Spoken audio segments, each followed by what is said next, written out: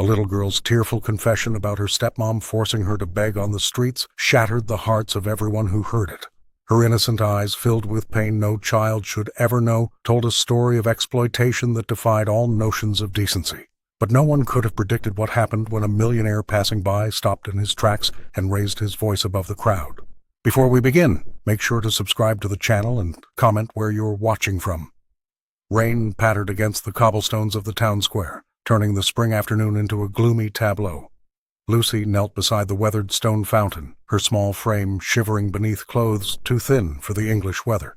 A dented tin cup sat before her, containing only 3 coins, the meager charity of passers-by who couldn't quite ignore the child's distress.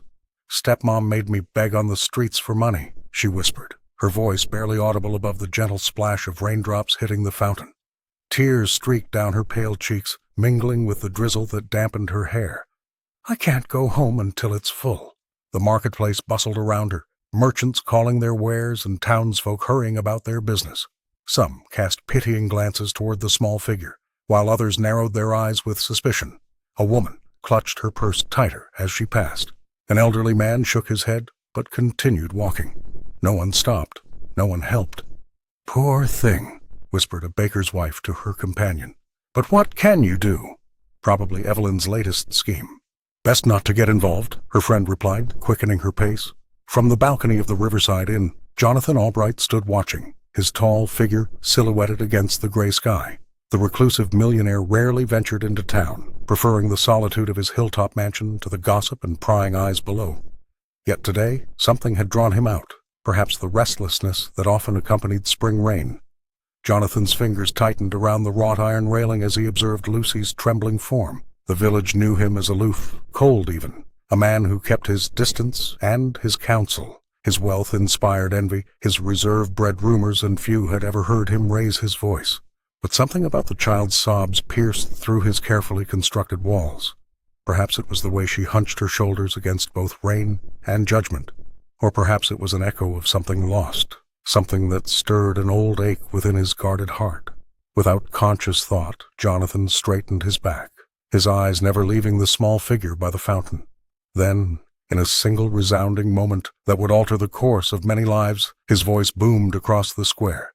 "Who forced this child to beg?" The question thundered against stone walls and shop fronts, echoing through the rain-soaked air. The marketplace froze. Conversations halted. Mid-sentence, merchants paused with goods in hand. Every head turned, first toward Jonathan, then to Lucy, whose wide eyes reflected equal parts hope and terror. Evelyn Blackwood emerged from a cluster of gossiping women, her perfectly arranged hair and crisp dress a stark contrast to Lucy's bedraggled appearance. She approached the gathering with measured steps, one hand pressed dramatically to her chest as if wounded by the very suggestion of wrongdoing. "This is all a terrible misunderstanding," she announced, her voice carrying across the square with practiced clarity. "Lucy has always had a flair for the dramatic. I merely wanted to teach her a valuable lesson in humility and the value of honest work." The stepmother's eyes darted nervously toward Jonathan Albright, whose imposing figure remained on the balcony of the inn, his gaze unwavering and critical. She quickly redirected her attention to the more sympathetic faces in the crowd. "As her guardian, it's my responsibility to prepare her for life's hardships," Evelyn continued, smoothing her dress. "The world isn't kind to those who expect everything to be handed to them. Surely you all understand that?" Several villagers nodded in agreement, particularly the older shopkeepers who valued hard work and discipline. Others exchanged uncertain glances, their eyes moving between the composed woman and the trembling child still kneeling by the fountain. "She was only out here for an hour," she added with a dismissive wave. "Hardly the ordeal she's making it out to be." Lucy's small fingers tightened around her tin cup, her eyes downcast as silent tears continued to fall. She didn't contradict her stepmother's words, but her silence spoke volumes. From his vantage point, Jonathan studied the interaction with growing disgust. He had built his fortune on an ability to read people, to separate truth from falsehood, and everything about this woman's performance rang hollow. Her polished facade couldn't disguise what he recognized as cruelty masked as discipline. "The child is soaked to the bone," called out Thomas the baker, who had stepped forward from his shop doorway. "And this isn't the first time I've seen her here." Evelyn's smile tightened. "Thomas, I appreciate your concern, but you don't understand the complexities of raising a child like Lucy." The crowd began to murmur again, dividing into factions. Some defended the stepmother's right to discipline her charge as she saw fit, while others whispered about previous occasions when the girl had been spotted begging. Jonathan's jaw clenched as he watched the villagers' indecision. Their reluctance to interfere in family matters was allowing this charade to continue. He had spent years avoiding entanglements with the townspeople, but something about this scene, about the stark vulnerability in Lucy's posture, made it impossible to retreat back into his customary isolation. The millionaire's hands gripped the balcony railing as he made a decision that would alter the course of many lives in the small riverside town. The fire crackled in Jonathan Albright's study, casting long shadows across the leather-bound books and polished oak furniture. Outside, the evening mist settled over the riverside town, shrouding the mansion on the hill in a veil of solitude. Jonathan stood before the hearth, tumbler of whiskey in hand, his reflection distorted in the ornate mirror above the mantelpiece. Clara Hopkins entered with barely a sound, her decades of service having taught her when to speak and when to remain silent. The housekeeper placed a tray of tea on the side table, her weathered hands moving with practiced efficiency. "Will there be anything else this evening, sir?" she asked, her voice soft yet clear above the gentle pop of burning logs. Jonathan shook his head, but Clara didn't leave. Instead, she lingered by the doorway, her usually composed features betraying an unusual hesitation. "Something troubles you, Clara," he observed, not quite a question. "That child in the square today," she began, clasping her hands before her apron. "The little one with the tin cup." Jonathan's jaw tightened. "Lucy?" he said, the name feeling strangely personal on his lips. "What of her?" "I've seen that look before, sir." "The one you wore when you walked away?" Clara's eyes, kind but unflinching, met his in the mirror. Some memories don't fade with time. They sharpen. The millionaire turned, his expression guarded. "You presume to know my thoughts?" "I've served in this house for 27 years, she replied. "I was here when you closed the nursery door, when you packed away the small clothes that would never be worn." Jonathan set his glass down, with deliberate care. "That was long ago, and yet it haunts you still." Clara stepped forward. "If you turn from this child's suffering, it will join those other regrets that keep you awake at night." The housekeeper's words hung in the air between them, weighted with the intimacy of shared history. Jonathan moved to the window, gazing out at the town below, where somewhere Lucy might be enduring Evelyn's cruelty. "What would you have me do?" he asked, his voice barely audible. "Upend the entire town over a beggar girl's tears?" "I would have you remember who you were before grief made you a stranger to yourself," Clara answered simply.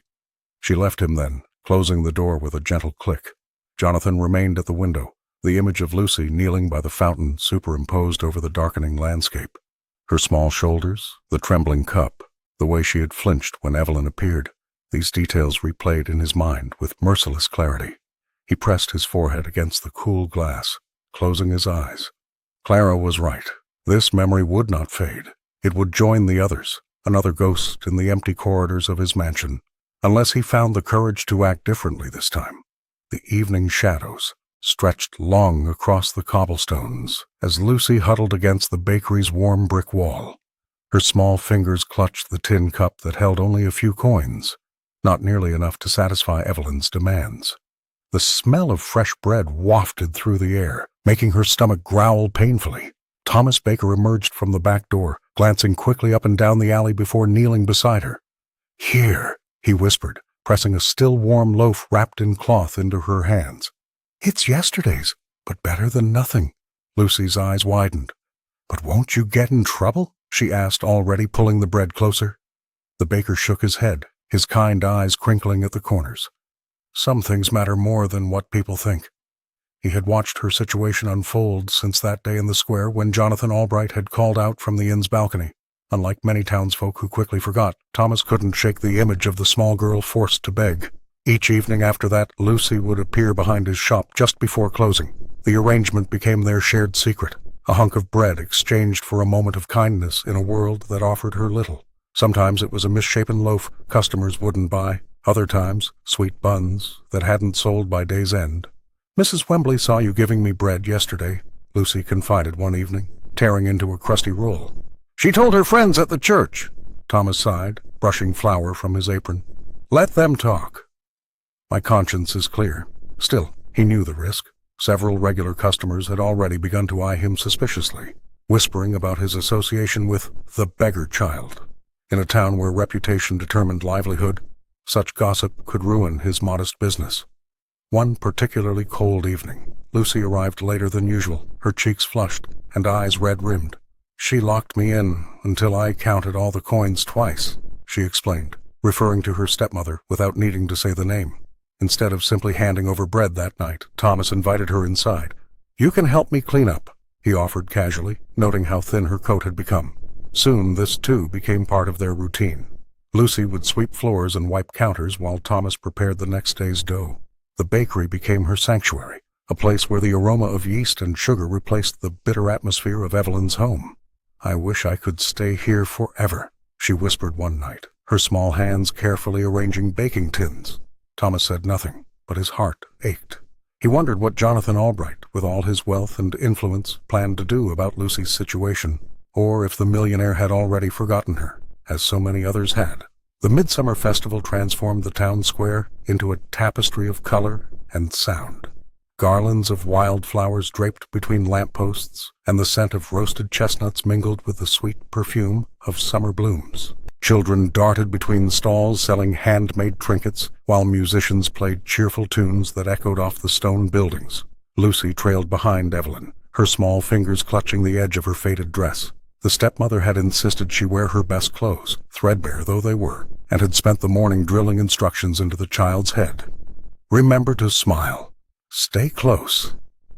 And not a word about our private affairs," Evelyn had warned, her voice honey-sweet but her eyes cold as river stones. Now, as they navigated the crowded square, Lucy's gaze lingered on a group of children enjoying candied apples, their faces sticky with delight. Her stomach growled audibly. Evelyn pretended not to notice, instead greeting Mrs. Pemberton, the vicar's wife, with exaggerated warmth. "Such a lovely festival this year," Evelyn cooed, positioning herself strategically where Jonathan Albright might see her charitable nature on display with her stepdaughter. While the adults exchanged pleasantries, Lucy spotted Thomas arranging fresh pastries at his stall. The baker offered her a discreet smile, and she felt a momentary lightness in her chest. At least one person in this square saw her, truly saw her.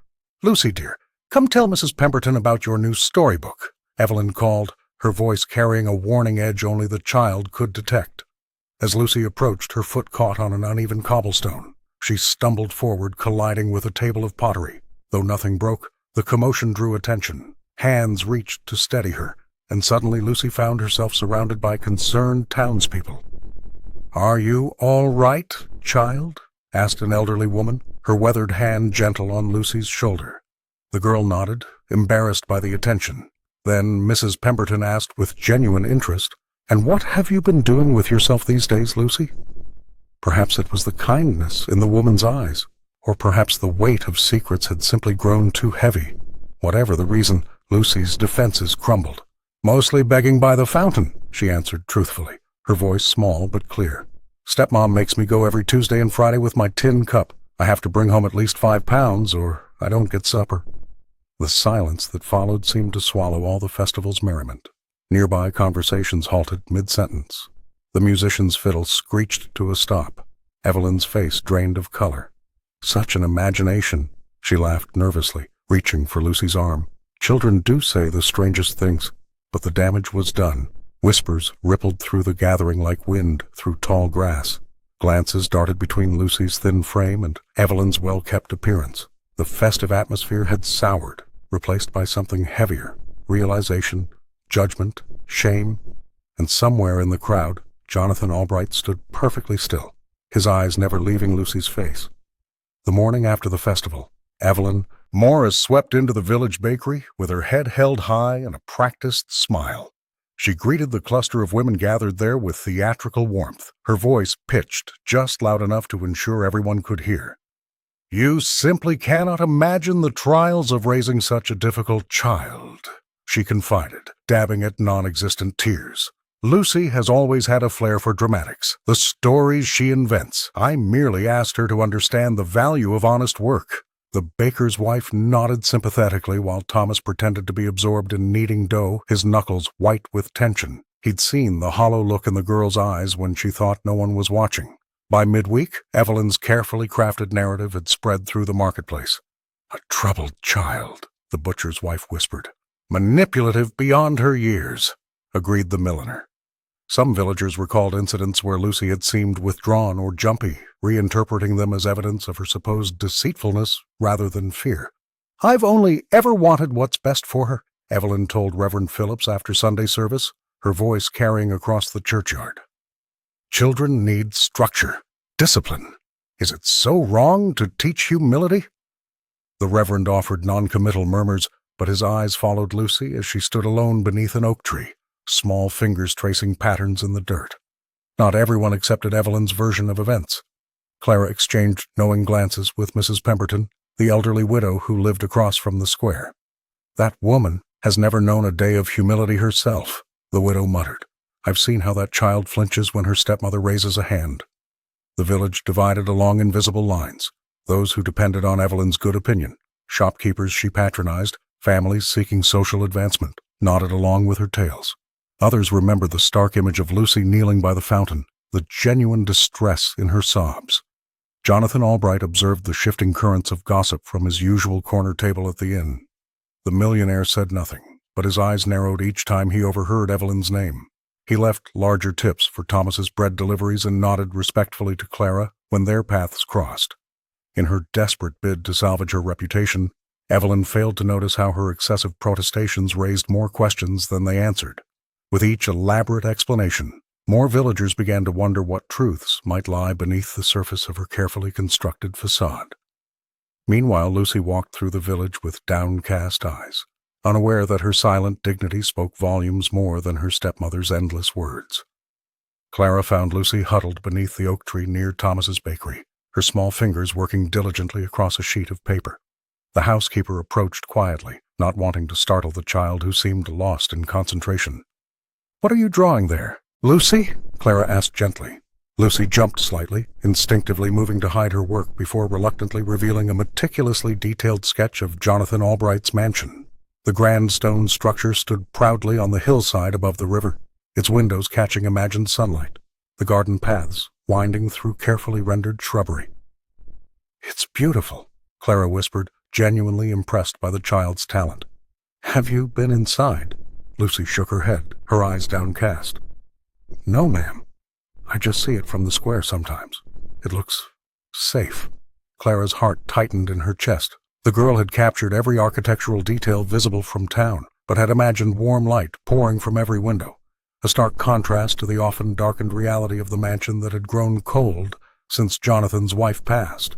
"May I keep this?" Clara asked, and Lucy nodded hesitantly. That evening, as Clara served Jonathan his customary tea in the study, she carefully placed the drawing beside his cup. He stared at it for several long moments, his expression unreadable. "The child has talent," he finally murmured, tracing the outline of his home with one finger.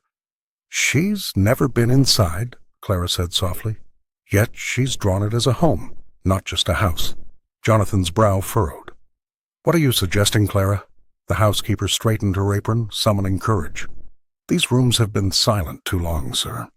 This house was built for a family." Clara saw the familiar shadow cross his face, the grief that had never fully left him. She recognized it intimately, having lost her own foster child years ago when the authorities had suddenly relocated the girl without warning. "I know what it is to yearn for a child who needs you," she continued, "and I know what it is to have empty rooms that echo with what might have been." Jonathan turned away, but not before Clara caught the flicker of vulnerability in his eyes. "Lucy sees this place as a sanctuary," Clara added, "while Evelyn forces her to beg in the square for coins that never seem to benefit the child herself." The millionaire remained silent, but he carefully folded the drawing and placed it in his desk drawer rather than discarding it. Clara took this as a small victory, the first crack in the wall he had built around his heart. "Your tea is getting cold, sir," she said gently, retreating to give him space with his thoughts. The bakery smelled of cinnamon and warm bread as Thomas swept the floor after closing. Lucy sat in the corner, counting the day's meager collection of coins spread across the wooden table. Her small fingers sorted the silver and copper pieces into neat piles. £6.33, she announced quietly. Stepmom will be pleased. Thomas nodded, leaning his broom against the wall. That's a good day's work, Lucy. The child hesitated, then carefully slid 2 coins off the table and into her pocket. Thomas raised an eyebrow, but said nothing. Lucy caught his questioning glance and sighed. There's a family living near the river, she confessed. Their boy is younger than me, and his mother is ill. Sometimes I give them a few coins when Evelyn isn't watching. The baker stood motionless, stunned by her revelation. Here was this small girl, forced to beg on cold streets, sharing what little she had with others in need. You give away your money? He asked softly. But what if your stepmother discovers coins are missing? Lucy shrugged, her eyes downcast. I tell her people weren't generous that day. She believes me because sometimes it's true. She looked up at Thomas with unexpected wisdom in her gaze.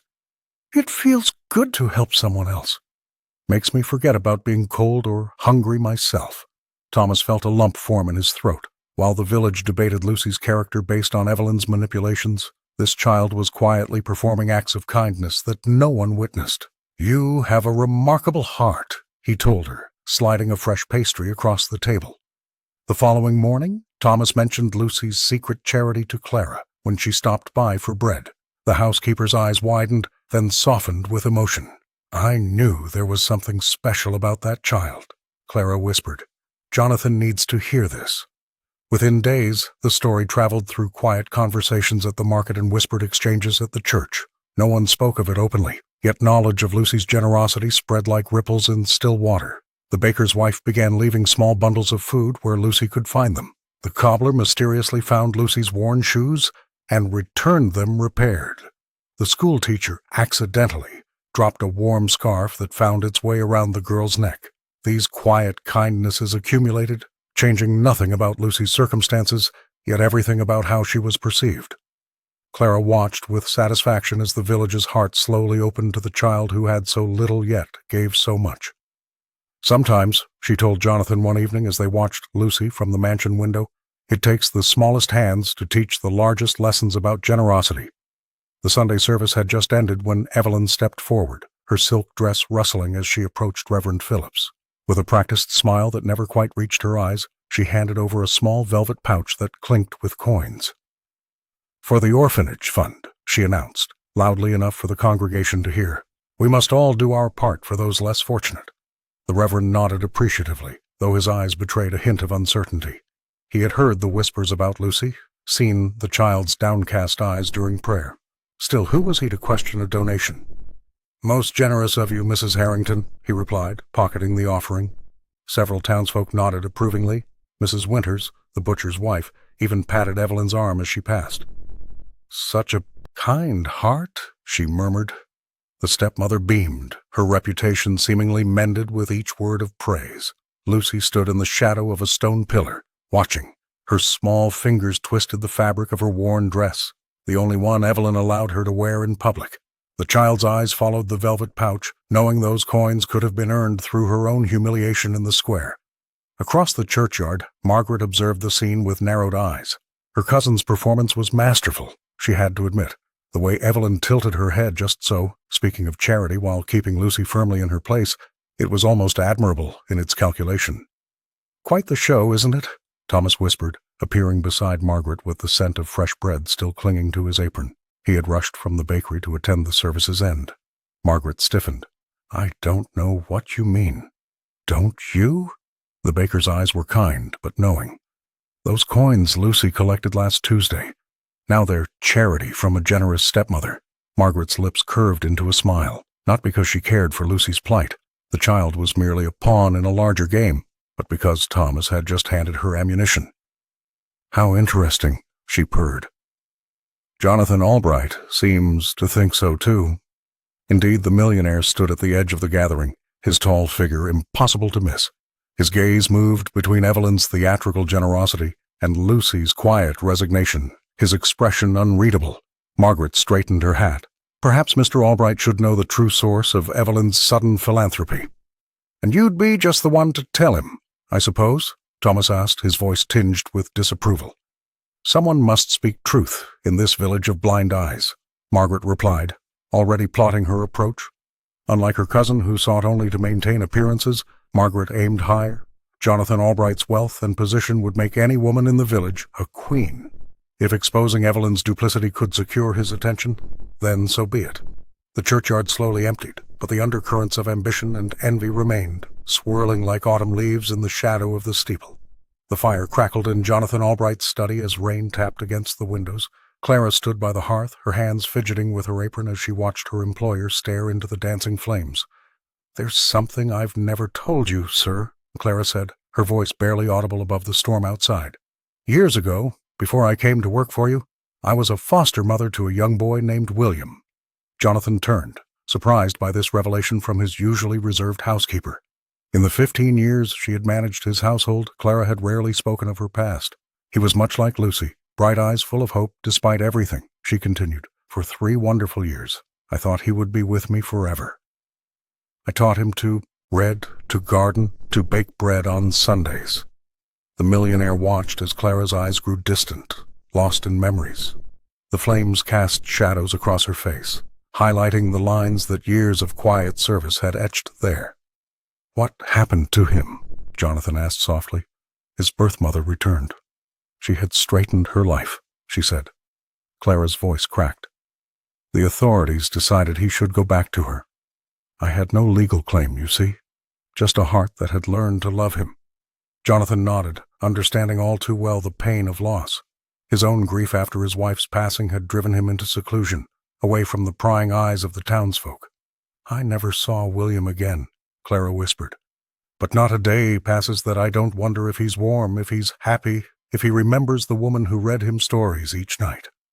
She looked directly at Jonathan now, her gaze unwavering. "That's why I cannot stay silent about Lucy. That child needs someone to stand for her, sir. Someone with the power to make a difference." Jonathan shifted uncomfortably in his chair. "It's not that simple, Clara. The girl has a guardian, however unsuitable Evelyn may be." "And what of your conscience?" Clara asked. "Will it rest easy knowing you turned away?" The housekeeper's words hung in the air between them. Jonathan remembered Lucy's small figure, huddled by the fountain, the tin cup clutched in her tiny hands. He thought of the rumors Thomas had shared about Evelyn's treatment of her stepdaughter. "I fear involvement would only complicate matters," he said, though his voice lacked conviction. Clara nodded sadly. "Fear is a powerful force, sir. It kept me from searching for William. It's kept you locked away in this mansion. But sometimes the greater risk is in doing nothing at all." As she quietly excused herself, Jonathan remained by the fire, Clara's story echoing in his mind, slowly eroding the walls he had built around his heart. The summer heat pressed down on the cobblestone streets as Thomas Baker stood in his empty shop, watching potential customers hurry past without a second glance. The bell above his door, once cheerfully announcing steady business, had fallen silent in recent days. He wiped flour-covered hands on his apron and sighed, knowing exactly why his livelihood was crumbling. "Another day without the Wilsons," he muttered. "That's the 3rd family this week." Margaret's whispers had spread through the village like wildfire. "Have you heard about the baker?" she would ask in hushed tones at the church steps. "Feeding that beggar girl daily. Who knows what else goes on in that kitchen? I've heard he lets her handle the bread without washing first." The accusations were devastating in a town where reputation meant everything. Each morning Thomas would prepare his usual batches of sourdough and sweet buns, only to watch them grow stale by evening. The craftsman took pride in his spotless workspace and quality. Ingredients, but gossip proved more powerful than truth. Lucy appeared at the back door one evening, her small face pinched with worry. "It's because of me, isn't it?" she asked, eyes downcast. "No one's buying your bread anymore." "Nonsense," Thomas replied, though his forced smile betrayed him. "Just a slow season." The girl studied the empty shelves, then looked around the immaculate kitchen. "I could help," she offered suddenly. "I can draw? What if we made your window more inviting?" Thomas hesitated, weighing the risk against his dwindling savings. "People might talk even more." "They're already talking," Lucy said with unexpected wisdom. "Let's give them something good to talk about." The next morning, the bakery window transformed. Lucy's artwork framed the display, cheerful sketches of wheat fields, smiling customers, and intricate bread designs. She had arranged the remaining loaves in a spiral pattern, interspersed with wildflowers gathered from the riverbank.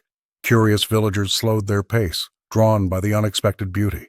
A few brave souls ventured inside, returning to report that the bakery was indeed spotless and the bread exceptional. Even Jonathan Albright stopped to admire the display, purchasing several loaves and commenting loudly on their quality.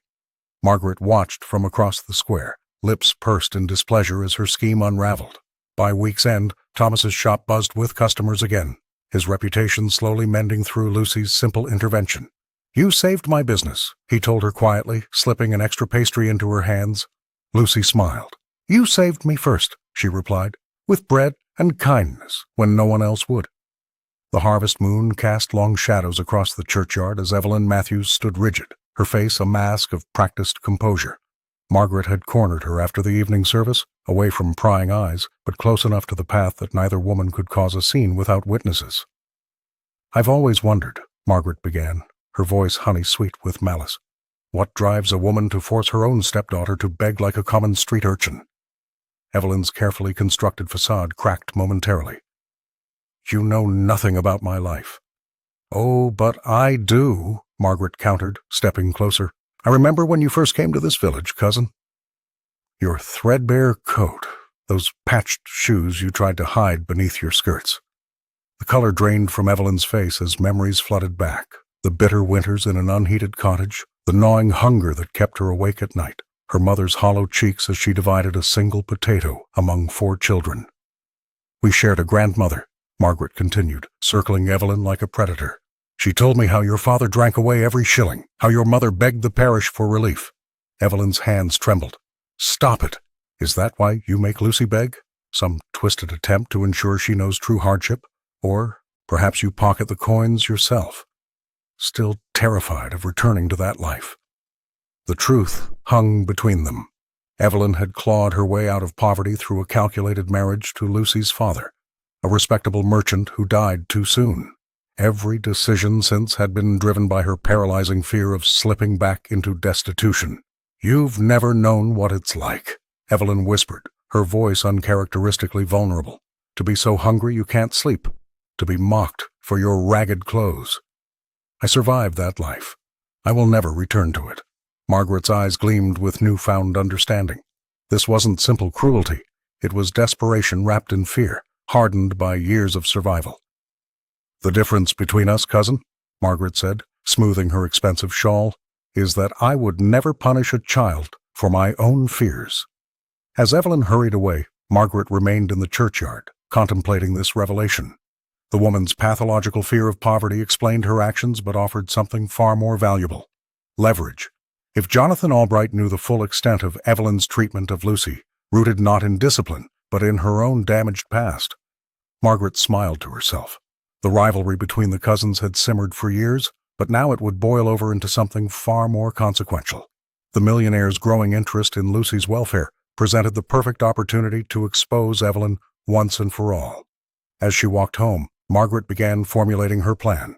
The public reckoning that had been brewing all summer was finally taking shape, with Lucy caught in the middle, and Jonathan Albright as the unwitting judge. The wooden stage creaked above Lucy's head as she huddled in the darkness beneath it. The midsummer festival's music and laughter felt distant and mocking from her hiding place. She had slipped away when Evelyn's grip on her arm had tightened painfully. Those familiar words hissed in her ear. "Smile and be grateful, or you'll regret it tonight." The small girl pulled her knees to her chest, the dirt floor cool against her legs. From above, the stomping of dancers sent small clouds of dust, raining down. Lucy didn't mind. Anything was better than facing her stepmother's wrath in public again. Voices approached, and she pressed herself deeper into the shadows. The unmistakable clip of Evelyn's heels stopped, just feet away from her hiding spot. "She's becoming a liability." Evelyn's voice was tense, controlled. "People are starting to ask questions. That baker keeps giving her food, and Albright watches her like she's some wounded animal he wants to rescue." A second voice, Margaret's, replied with a hint of satisfaction. "Perhaps you should have thought of that before forcing the child to beg in the square." "Don't lecture me," Evelyn snapped. "I grew up with nothing. Lucy will learn the value of every pound like I did." "The village doesn't see it that way," Margaret countered. "And neither does Jonathan Albright." Lucy held her breath as Evelyn's voice dropped to a whisper. My cousin in Leeds has agreed to take her. If things get worse, I'll send her away. Say she's gone to school or something. By winter, they'll have forgotten all about her. The blood in Lucy's veins turned to ice. Leeds, so far away. No Thomas with his kind smile and secret bread. No Clara who sometimes patted her head when Evelyn wasn't looking.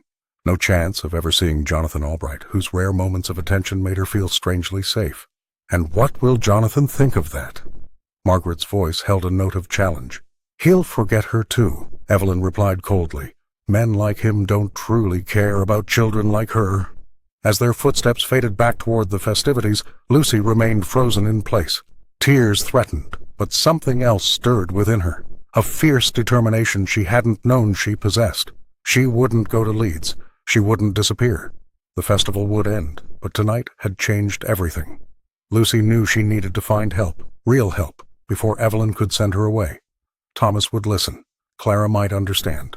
And perhaps, just perhaps, the millionaire whose mansion she had sketched so carefully might be more than just a distant figure on a hill. For the first time, Lucy's fear transformed into resolve. She would find a way to escape, even if it meant risking everything. Thunder cracked outside the windows of Jonathan Albright's mansion as rain lashed against the glass panes. The millionaire paced his study, the events of recent weeks weighing heavily on his mind. Lucy's tearful face haunted him, her vulnerability stirring something long dormant within his carefully guarded heart. Seeking distraction, Jonathan pulled open the drawer of his late wife's writing desk, a beautiful mahogany piece he'd preserved exactly as she'd left it 5 years ago. His fingers brushed against a sealed envelope he'd somehow never noticed before, tucked beneath a stack of stationery. His name was written in Eleanor's elegant script. With trembling hands, he broke the seal and unfolded the letter. My dearest Jonathan, it began, if you're reading this, I'm no longer with you. I've watched you build walls around your heart, afraid to let anyone close since we lost our chance at parenthood. But someday, I hope you'll find the courage to protect a child who needs you, someone fate might place in your path when you least expect it. Jonathan sank into the nearest chair, stunned by the prescience of Eleanor's words. She continued, don't let grief or pride keep you isolated forever. Your capacity for love is your greatest strength, not a weakness to be feared. The paper trembled in his grip as he read the final lines. Open your heart again, my love. A home without a child's laughter is merely a house of echoes. Outside, lightning illuminated the grounds, casting brief, ghostly shadows across the room. Jonathan folded the letter carefully and pressed it to his chest. How could Eleanor have known? How could she have foreseen Lucy's appearance in their village, or his reluctance to get involved? Clara knocked softly before entering with a tray of tea. The housekeeper noticed his expression immediately. Are you unwell, sir? I've found a letter from Eleanor, he replied, his voice barely audible above the storm. She knew, Clara. Somehow she knew I would need to be reminded of what matters. The loyal housekeeper set down the tray. Perhaps she simply understood you better than you understand yourself. Jonathan nodded slowly, his thoughts turning to Lucy, the child begging in the square, giving away coins to those even less fortunate, hiding from Evelyn's cruelty. Was this the redemption Eleanor had envisioned for him? I've been afraid, he admitted. Afraid of caring again, of being rejected, of failing someone who depends on me. Clara's eyes softened with understanding. Fear is natural, but it shouldn't be the force that guides our lives. Jonathan stood, decision crystallizing within him. Lucy's situation wasn't just a village scandal to observe from a distance. It was perhaps the very purpose Eleanor had foreseen for him, a chance to heal not just a child's life, but his own wounded spirit as well. The heavens opened without mercy that night, sheets of rain pounding the cobblestones until they gleamed like polished silver. Lucy huddled beneath her thin coat, her small frame drenched within minutes of fleeing Evelyn's home. The child's heart hammered against her ribs as she darted through narrow alleyways, the words she'd overheard replaying in her mind. Those distant relatives will take her off our hands for good. Thunder cracked overhead as Lucy splashed through puddles, her worn shoes offering little protection. She clutched a small pouch containing 3 coins, all she'd managed to save from her begging, the metal warm against her palm despite the chill. The marketplace, usually bustling with activity, stood abandoned under the deluge, stalls covered with tarpaulins that flapped violently in the wind. Lucy! The first shouts began just as she reached the edge of town. Evelyn had discovered her absence sooner than expected. The girl ducked behind a rain barrel, water cascading from its rim like a miniature waterfall. Through the curtain of rain she glimpsed lanterns bobbing in the distance, their glow diffused by the downpour. Jonathan Albright emerged from the inn, hastily donning a coat as Clara explained the situation. Without hesitation, the millionaire seized a lantern and strode into the storm. "We'll search every corner," he commanded, his voice carrying despite the weather. The normally reclusive man's sudden authority drew townsfolk from their homes, curiosity mingling with concern. "She's just a child," Thomas said, joining the search party with several of his employees. The baker's face was etched with worry as he directed his assistants toward the riverside path. Lucy's teeth chattered as she abandoned her hiding place, seeking better shelter. The rain had soaked through to her skin, and numbness crept into her fingers. She stumbled toward the church, hoping to find refuge in its shadowed doorway. "I saw something move," called a villager, pointing toward the square. Jonathan raised his lantern higher, its light catching on something metallic. Coins, Lucy's precious savings, scattered across the wet stones where she'd dropped them in her haste. "She can't have gone far," Clara whispered, her eyes scanning the darkness. The search intensified, lanterns forming a constellation through the rain-soaked town. Lucy, exhausted and chilled to the bone, finally collapsed beneath the butcher's shop awning, her small body shaking uncontrollably. It was Jonathan who found her, his tall figure looming suddenly out of the darkness. Without a word, he removed his coat and wrapped it around the trembling child. Lucy looked up at him through rain-streaked lashes, terror and exhaustion etched across her face. "No one is sending you away," he said firmly, lifting her into his arms. As Jonathan carried Lucy back toward the gathering crowd, the villagers fell silent, witnessing firsthand the vulnerability they had so long ignored. The morning after Lucy's flight into the storm, the town square buzzed with whispers. Mothers clutched their children closer as they passed Evelyn, who stood rigid outside the church, her face a mask of wounded dignity. The search had exposed what many had suspected but few had acknowledged. Something was deeply wrong in that household. "Poor child was soaked to the bone," Mrs. Finch, the milliner, murmured to her circle of friends. "Found her shivering under the butcher's awning, still clutching that tin cup."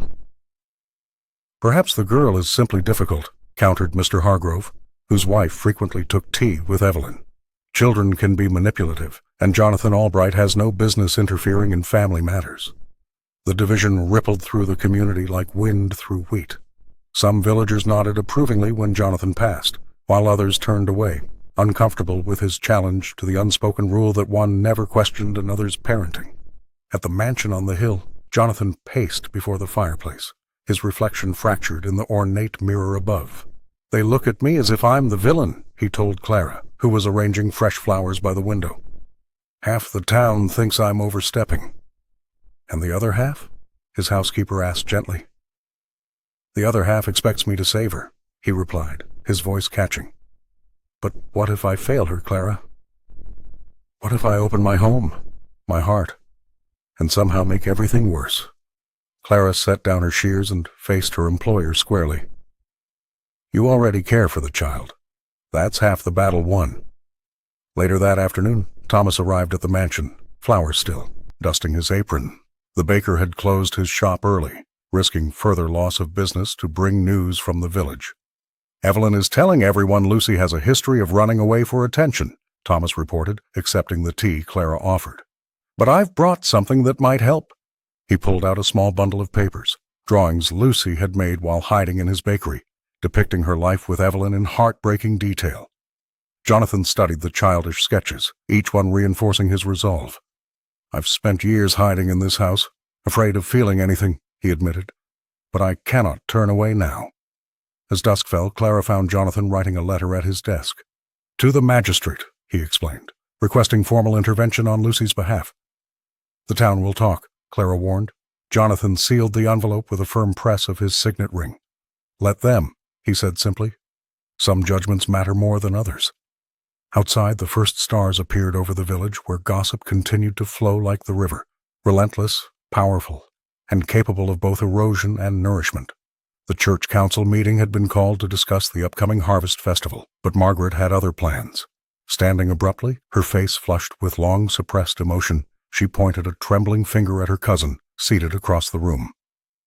"I can no longer remain silent about what Evelyn has been doing," Margaret announced, her voice carrying through the hushed chamber.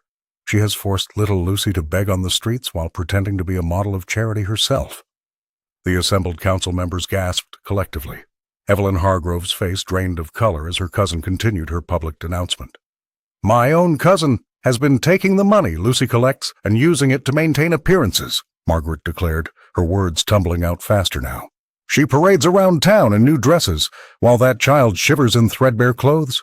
I've seen the bruises when Lucy doesn't bring home enough coins."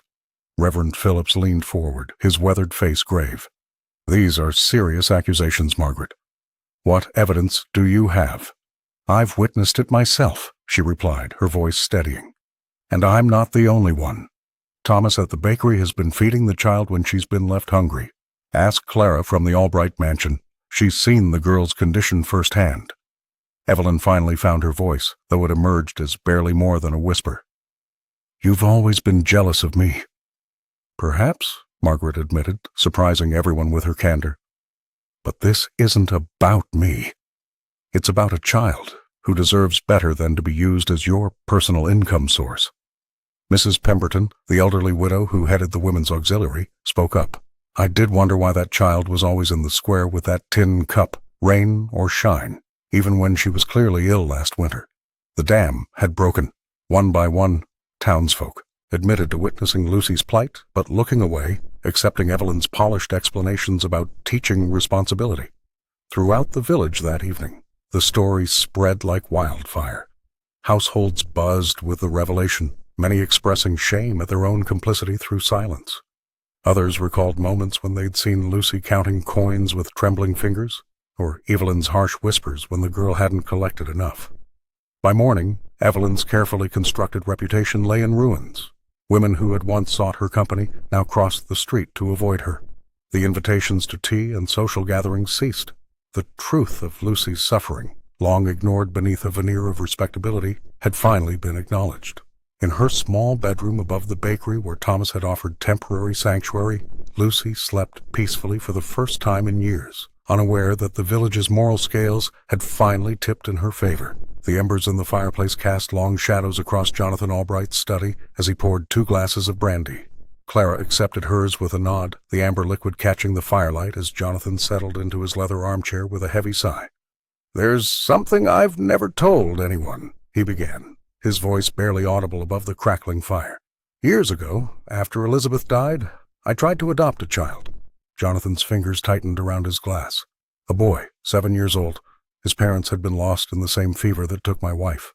Clara remained silent, her weathered hands perfectly still around her untouched drink. "I visited him at the orphanage for months," the millionaire continued, his gaze fixed on the dancing flames. "But when the time came to bring him home, I couldn't do it." Jonathan's voice cracked. "I convinced myself he would be better off without me, that I wasn't capable of being what he needed." "What happened to the boy?" Clara asked softly. "He was adopted by a family from London." "I made sure of that much, at least." Jonathan set his glass down, the clink against the side table punctuating his confession. "My pride and fear of rejection kept me from giving that child a home. I've carried that shame for 15 years. The housekeeper studied her employer's face, seeing not the aloof man the village knew, but someone broken by regret. "When I saw Lucy in the square that day," Jonathan whispered, "it was like looking at a ghost of possibilities. All I could think was that I'd failed once before, and here was another child suffering while I stood by." Clara reached across the space between them, her hand resting briefly on his arm. "It's never too late to open your heart, Jonathan. That letter from Elizabeth wasn't just coincidence. Perhaps she knew you would need that reminder someday." Jonathan rose and walked to the window, looking out toward the town where Lucy still remained under Evelyn's control. The moonlight silvered the distant rooftops. "I've spent years hiding in this mansion, Clara, building walls, keeping everyone at a distance." He turned back to face her, resolution hardening his features. "I won't fail again." "Not this time." "What will you do?" Clara asked. "Whatever it takes," Jonathan replied, his voice finding new strength. "I'll face the gossip, the judgment, even my own fears." But Lucy will never spend another day begging in that square. Clara smiled, a quiet pride in her eyes. Then I'll be right beside you. Jonathan nodded, the weight of 15 years of regret beginning to lift from his shoulders. Tomorrow would bring its challenges, but tonight, for the first time in years, his path forward was clear. Golden leaves carpeted the cobblestones as the harvest market transformed the town square into a tapestry of autumn abundance. Stalls overflowed with crimson apples, plump pumpkins, and freshly harvested wheat, while the scent of cinnamon and baked goods wafted through the crisp air. Villagers moved between the displays with wicker baskets, their voices creating a cheerful hum beneath the cloudless October sky. Lucy stood rigid beside Evelyn, her small fingers clutching the familiar tin cup. The stepmother's grip on her shoulder tightened as she whispered harsh instructions into the child's ear. "Remember what happens if you disobey?" Evelyn hissed, her smile never faltering as she nodded politely to passing townsfolk.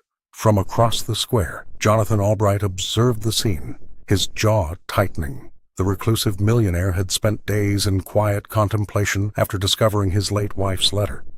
Now, watching Lucy's downcast eyes and trembling hands, he felt the last of his hesitation dissolve, like morning mist. Clara appeared at his side, her weathered face reflecting both concern and hope. "It's time," she said simply, adjusting her shawl against the autumn chill. The housekeeper's words were all the confirmation Jonathan needed. With purposeful strides, he crossed the square, fallen leaves crunching beneath his polished boots.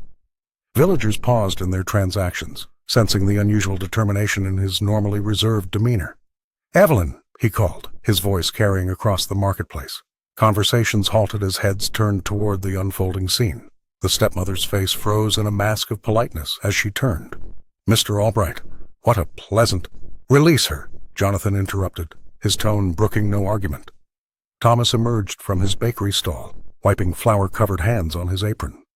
Margaret lingered nearby, her expression a mixture of curiosity and vindication after her recent public revelation about her cousin's true nature. Evelyn's fingers dug deeper into Lucy's shoulder. "I don't know what you mean. My stepdaughter and I were just—" "She will never beg again," Jonathan announced, his voice resonating through the suddenly silent square. "From this day, she is under my care." Gasps rippled through the crowd. "And?" Elderly woman clutched her chest in surprise. A farmer dropped his basket of apples, sending them rolling across the cobblestones. Lucy looked up, disbelief washing over her features before transforming into a smile so radiant it seemed to outshine the autumn sun. The tin cup slipped from her fingers, clattering to the ground as she stepped away from Evelyn's loosening grip. "You can't possibly," Evelyn began, but her protests withered under the collective gaze of the townsfolk. Jonathan extended his hand toward Lucy, and after a moment's hesitation, she placed her small palm in his. The simple gesture, witnessed by the entire village, marked the end of one chapter and the beginning of another, a testament to courage found and compassion given. The first snow of winter dusted the grounds of Jonathan Albright's mansion, transforming the once forbidding estate into something from a fairy tale. Inside, Lucy's laughter echoed through halls that had known only silence for years.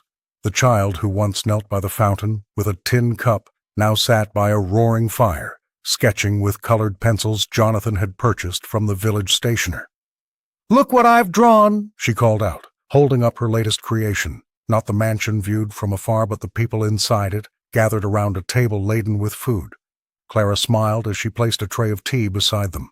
The housekeeper's eyes held a contentment that had been missing since her foster child had departed years ago. She had found purpose again in nurturing Lucy, teaching her to bake scones and telling stories of her own childhood by lamplight. "Thomas is coming for Christmas dinner," Clara announced, straightening a garland above the mantel. "He's bringing those cinnamon rolls you love."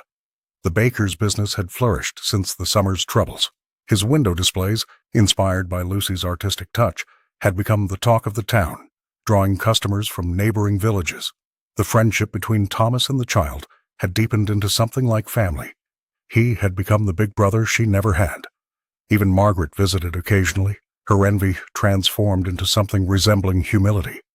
The woman who had once schemed for Jonathan's attention now brought books for Lucy and spoke with genuine interest about the girl's education. Evelyn remained in the village, though her standing had never recovered. People spoke of her with a mixture of judgment and pity. understanding at last that her cruelty stemmed from wounds inflicted long before Lucy entered her life. Jonathan had arranged, through discreet channels, for her to receive assistance finding employment in a neighboring town, believing that redemption should be possible for everyone. As for Jonathan himself, the transformation was most profound. The reclusive millionaire who once watched life from balconies and windows now participated fully. His voice, once raised in anger across the square, now read bedtime stories. The letter from his late wife remained in his desk drawer, but he no longer needed its reminder to open his heart. "I was thinking," he said to Lucy one evening, "perhaps we might invite some children from the village for your birthday celebration next month." Lucy nodded eagerly, her eyes bright with excitement. What had begun with a child's sob in the town square had ended with a family forged not by blood but by choice. The entire village had witnessed this transformation, a living testament that compassion could heal even the deepest wounds, and that homes were built not of stone and timber, but of courage and love.